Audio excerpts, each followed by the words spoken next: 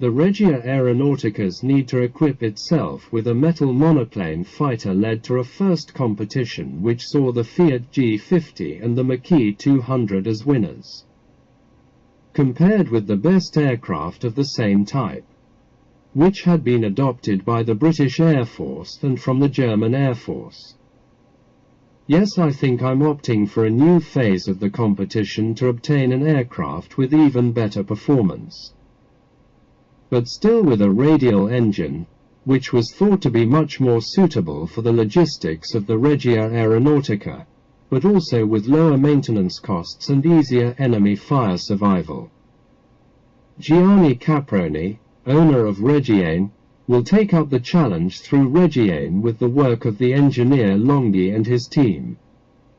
Longhi opted for advanced construction techniques used in American industry, aiming for a very limited use of steel in reducing redundancies and favoring industrial processes that avoided the use of skilled labor as much as possible. The result is an aircraft with excellent aviation qualities, excellent handling, excellent robustness, with excellent speed qualities, and which had in itself cutting-edge design features, such as for example the wing which was used as a non-self-sealing fuel tank, as was the case with the Mitsubishi A6M. This latter feature was seen by the Regia Aeronautica as dangerous for a fighter aircraft. It was not a totally wrong idea. In fact, we know that this detail was one of the main reasons that made the exceptional Japanese fighters less and less competitive in the continuation of the war. But we are already talking about the end of 1942. The Reggiane fighter could have entered the line en masse already in the second part of 1939, ensuring at least 2 years of use to then be replaced by decidedly superior machines such as the Mach 20, 2 and the Reggiane 2001. Furthermore, the supposed dangerousness of the Reggiane's tank wings was not confirmed in combat. In fact, the 70 Reggiane Re 2000s sold to Hungary had the same percentage of losses in combat as the Messerschmitt 109 due to aircraft firing during air combat in 1941.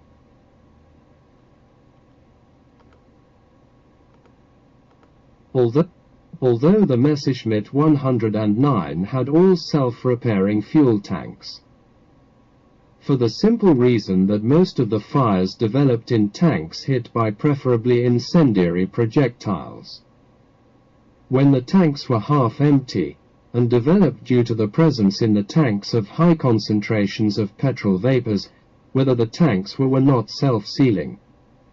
However, it must be said that the Re 2000 also had another serious handicap, namely the unreliability of its engine, contrary to what happened to the engine that equipped the Fiat G50 and the Mach 200.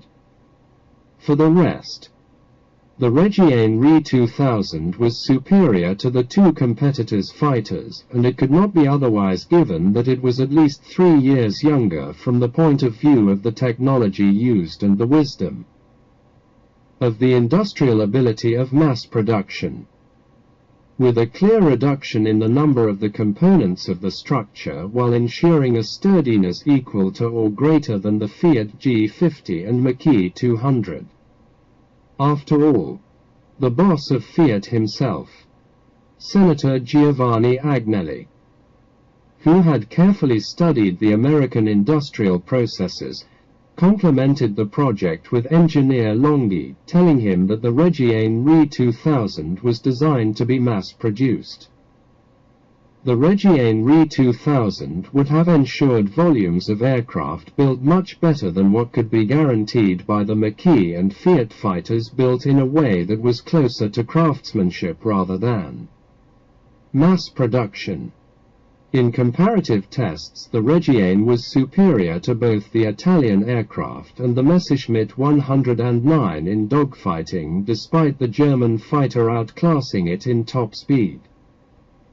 But not considering excellent projects in favor of good projects was not just an Italian problem.